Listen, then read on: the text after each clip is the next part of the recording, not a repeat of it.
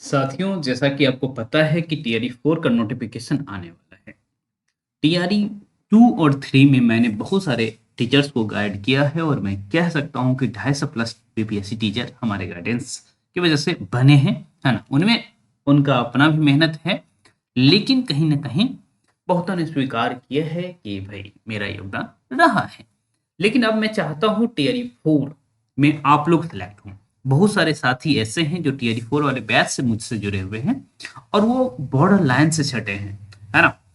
और उसके बाद कुछ ऐसे हैं जो एक नंबर से छूटे हैं, एज की वजह से छूटे हैं, तो आप समझ सकते हैं कि भाई कितना टफ कंपटीशन रहता है। और टीआरई 4 में तो टफ कंपटीशन रहेगा ही रहेगा, क्योंकि कल मैं देख रहा था कि कितने लोग स्टेट पास किए हैं और बहुत सारे ऐसे स्टूडेंट हैं जो पहले से स्टेट थे। टीआरई 2 के समय में बहुत सारे स्टूडेंट ऐसे थे, स्टेट पास किए थे, जो इनका सिलेक्शन अभी तक नहीं हुआ था। ओके।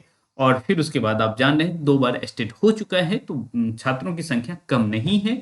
मुझे लगता है कि टीआरई 3 की तुलना में यहाँ कंपटीशन कुछ ज़्यादा ही है, और कितना ज़्यादा है वो एग्जैक्ट फिगर जब आप फॉर्म फिलअप कर लिए होंगे उस केस में मुझे पता लगेगा। फिर भी अनुमान तो मुझे लगता है 25 से 30 स्टूडेंट का ये हो सकता है कंपटीशन। तो आज से पढ़ना शुरू करेंगे तो ज़्यादा अच्छा रहेगा।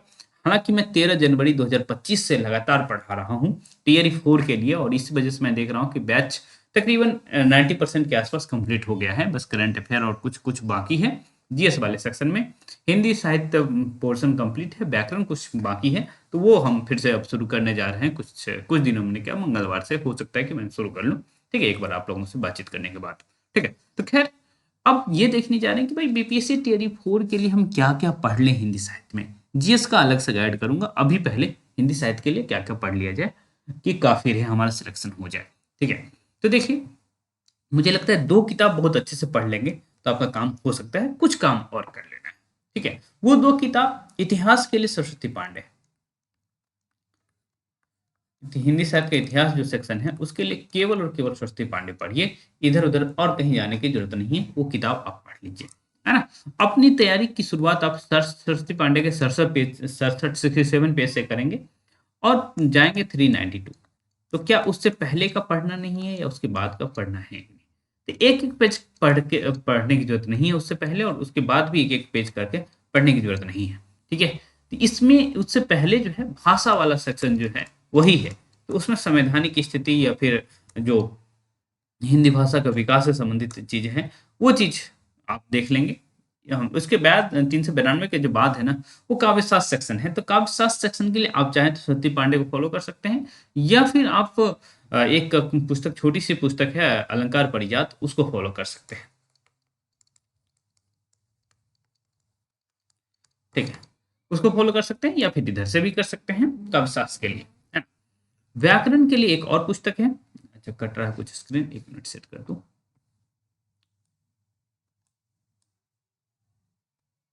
हम्म। व्याकरण के लिए आप क्या करेंगे? व्याकरण के और कुछ मत मत करिएगा, ये कुछ कट रहा है। व्याकरण के लिए आप वासुदेव नंदन से करिएगा और कुछ मत पढ़िएगा। ओके, क्योंकि मैं देख रहा हूँ कि भाई इतने सारे टीचर बने हैं टीयर 2 और 3 में। 1 की बात हम नहीं कर सकते, 1 में मैं बिल्कुल गाइड नहीं कर रहा था, 2 और 3 में गाइड कर रहा था।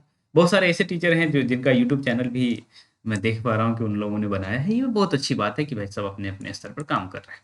ठीक है, चलिए, तो ये 2 काम आपको करना ही करना है। वासुदेव नंदन, हमारे पास जो बुक है उसका 18 पेज से शुरू कर रहे हैं। ध्वनि को लेकर के जो चीजें शुरू होती है उसके बाद लगातार पढ़ते जाइए। ओके, इसमें भी काव्य शास्त्र सेक्शन दिया हुआ है, वही रसचंद्र अलंकार की बातचीत हुई है। तो आप अलंकार परिजात नहीं पढ़ सकते हैं तो हिंदी व्याकरण जो वासुदेव नंदन वाली है ना, तो वहां से भी रसचंद्र अलंकार पढ़ सकते हैं। लेकिन मैं कहूंगा कि यही बात है कि भाई स्पेशली पढ़ के जाइए।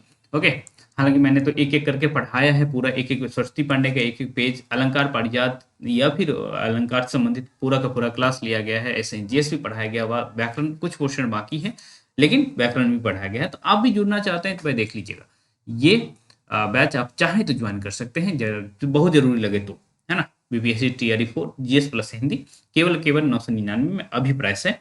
ये प्राइस बढ़ भी सकता है नोटिफिकेशन के बाद। ठीक है, बहुत सारे स्टूडेंट जुड़ चुके हैं, तो आप भी चाहें तो जुड़ सकते हैं। यदि आपको लगता है कि नहीं, ये हमें कोर्स नहीं ज्वाइन करना है ना, तो आप चाहें तो हमारा टेस्ट सीरीज जो केवल और केवल 101 रुपये का है, हिंदी प्लस जीएस दोनों का टेस्ट होगा और एक केवल और केवल 101 का टेस्ट है। अब तक 254 टेस्ट ले चुका हूँ, ठीक है, जो कि आपको ऐप पर बीसी दिख रहा है, लेकिन हमारे पास 254 टेस्ट है जो कि टीआरई 4 के लिए लिया गया था। तो आप चाहें तो उसका भी फायदा उठा सकते हैं। ओके, बाकी और दो काम क्या करना है वो मैं आपको बता देता हूँ। दो और काम क्या करना है, पहले पहले ये जो तैयारी शुरू करने से पहले ही आप ये काम कर लीजिएगा। पहला काम, PYQ, आपके पास 9 सेट है PYQ का, 1 2 और 3। टीआरई 1 2 3 हो चुका है ना, 6 to 8 टीजीटी और पीजीटी। चाहे आपको कोई भी सेक्शन देना है, टीजीटी देना हो, पीजीटी देना हो या 6 to 8 देना हो, ठीक है, आप जाइए इन PYQ को उठा करके देख लीजिएगा जरूर। कुल मिला के 9 सेट है। साहित्य सहचर ऐप पर भी मैंने डाल दिया है, फ्री कंटेंट में जाकर के देख सकते हैं, है ना, नहीं तो बीपीएससी की वेबसाइट पर उपलब्ध है आर्काइव में, उसको वहां से जाकर के देख सकते हैं, ठीक है। और एक और काम करेंगे PYQ प्रैक्टिस के लिए, है ना, 9 सेट के अलावा आप यूथ कंपटीशन का कर लीजिएगा।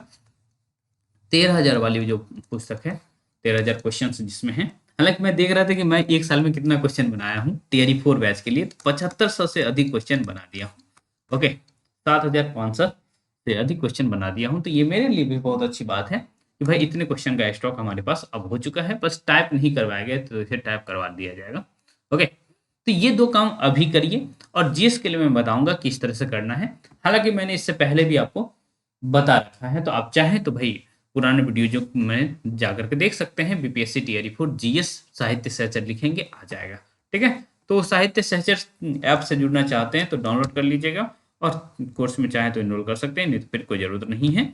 आप अपनी तैयारी खुद से भी कर सकते हैं, पर रिस्क मत लीजिएगा। आपको जरा से भी लगे कि हाँ किसी टीचर की जरूरत है तो आप जुड़ सकते हैं। खैर, मिलते रहेंगे इसी तरह। जीएस के लिए वीडियो का इंतजार करिए, मिलेगा जरूर, ठीक है। एक बार मैं दिखा देता हूँ कि बैच में मैंने क्या क्या करवाया है। ओके, तो हमारा जो बैच है किधर गया, ये तो टेस्ट वाला है। ऐसे मैं दिखा देता हूँ फुल बैच में क्या करवाया गया। हालांकि टीआरई 4 वाले बैच में बहुत सारा कंटेंट आपको दिया गया था, ठीक है। देखिए, केवीएस का बिल्कुल फ्री दिया गया था, ईएमआरएस का फ्री दिया गया था। हिंदी साहित्य का 100 वीडियो आप देख पा रहे हैं, सरस्वती पांडे एक एक पेज करके पढ़ाया गया है। हिंदी व्याकरण का 42 है, तो यहाँ वासुदेव नंदन पढ़ाया जा रहा है, कुछ सेक्शन बाकी है। इतिहास पूरा पढ़ाया गया एनसीईआरटी के माध्यम से। साइंस 3 क्लास 8 9 10 पढ़ा दिया गया, आपको समझ सकते हैं। मैं चाहता हूँ कि साइंस और मैथ्स में जो आप लोग साइंस और मैथ्स से भागते रहते हैं, इस पर आपका कमांड रहे, क्योंकि जिसका साइंस और मैथ्स पे कमांड हो गया, आप समझ लीजिए उसका सिलेक्शन 100% श्योर है, ठीक है। तो आप लोग भी साइंस और मैथ्स पर वर्क करिए। उसके बाद ज्योग्राफी पढ़ाया गया है। करंट अफेयर अभी बहुत अच्छे से नहीं पढ़ाया गया है, तो ये मैं सोच रहा हूँ नोटिफिकेशन आ जाए उसके बाद शुरू करूँ। ओके, क्योंकि कब नोटिफिकेशन आता है और हमें लगभग 6 महीने का करवाना है, वो करवाया गया है। फिर बाकी टेस्ट तो बहुत ज़्यादा है ही। ओके, ईएमआरएस भी बिल्कुल फ्री दिया गया था। खैर, अब तो बहुत सारे स्टूडेंट निकाले हुए, तो मुझे अच्छा भी लग रहा है ईएमआरएस में। खैर, आप चाहें तो भाई साहित्य सोचर ऐप डाउनलोड करिए, आपको भी आनंद आएगा।